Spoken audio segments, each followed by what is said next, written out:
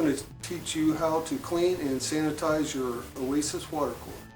For pressure coolers, I would recommend a thorough flushing of the unit for at least 5 minutes to remove the stagnant water in the cooler and lines leading up to the cooler.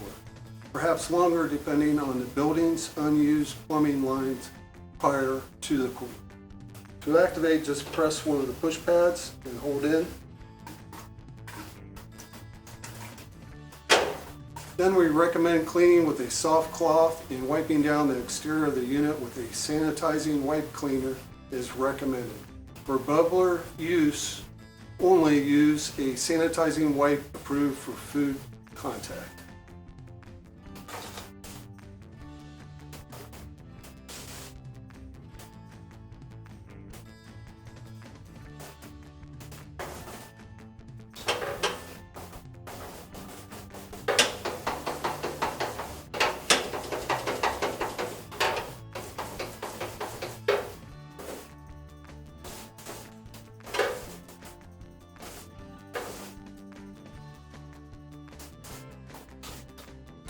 Thank you.